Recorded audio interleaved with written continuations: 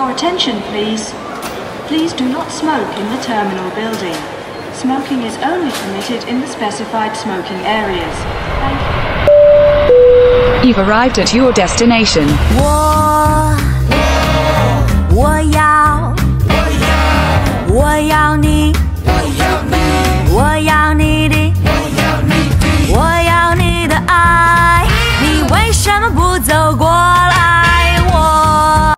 ？Oh, te, nanata diri sa balay sa ato ang amo ha. Pag-abot gini mo sa sulod, i-greet dayon sila. Kay medyo stricto ba yan na sila. Kanya ipakita imo ang passport. Dara kong passport.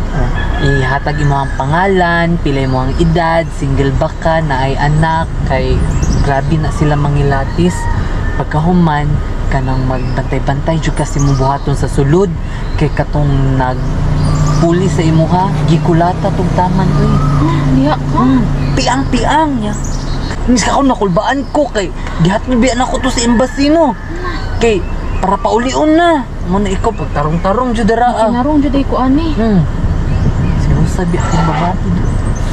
Dam, siguro sulod na siguro ta para maila-ila na nako ng amo nako. Hello ma'am, this is our new domestic helper. She's from the Philippines also. Yes, she do the cooking. Yes, she do the cleaning. Good morning, ma'am, sir. I am Thea from the Philippines. Passport? Here po.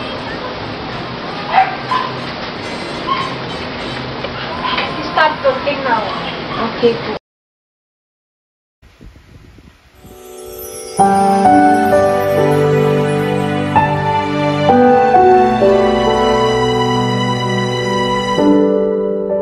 Naglalagay ng kolorete sa aking mukha para di nila malaman ang tunay na naganap, na ikaw at ako ay hindi na.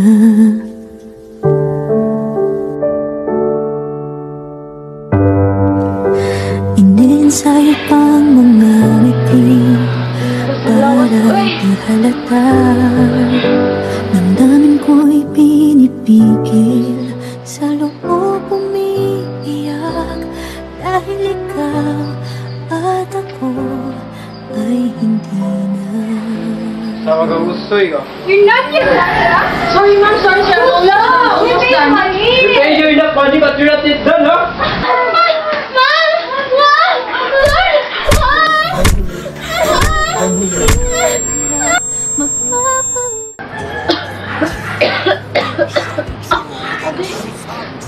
Kita sa lawas eh. Hindi ko sa tunan. Dams! Kumusta naman ka diha ah? Dams! Uy, ali! Ngayon! Dams, murag grabe naman na ang imuhang ubo. Gihukal naman ka. Nasa naman ka?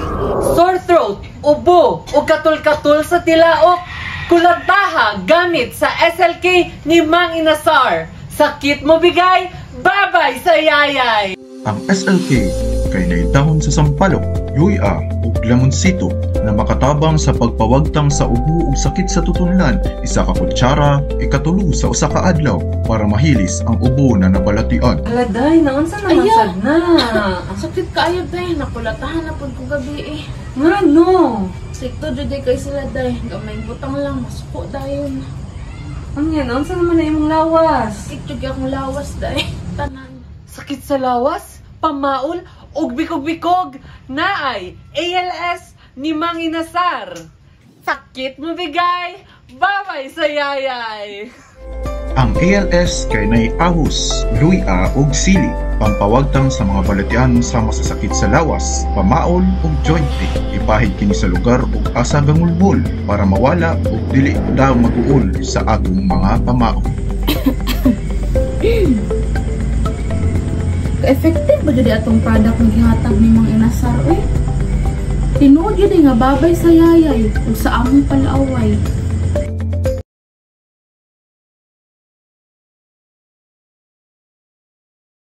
Hello, Ma. Hello, nak. Kamusta ka na dyan? Okay lang, ikaw, I miss you. Okay lang ako, ma. I miss you too. Malapit na good birthday ko. May good news ako, nak. Makauwi ako niyan. Ha? Really? OMG! Yes, nak.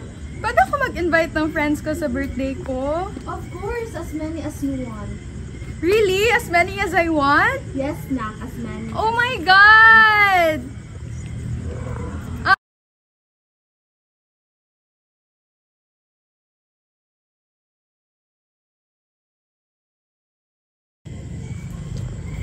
Oh my gosh, guys! Buti nakapunta kayo.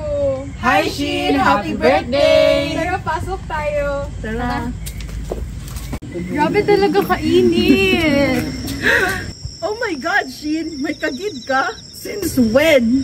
Ew, you know na ayaw namin sa mga ganyan. Shoo! Ito, happy birthday na lang. Happy birthday, Shin!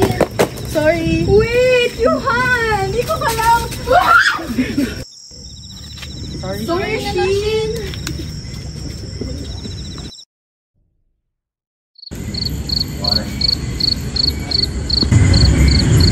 Kaluwis akong anak, uy.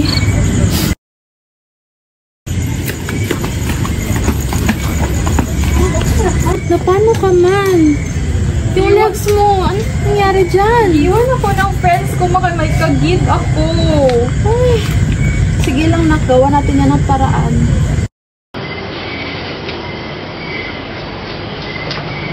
Uy, Mads! Asa naman akong ginugos? Iya classmate nang uli. Ano? Sakit daw siya. Ha? Nasamad pa dyan siya. Hoy! Dili maproblema.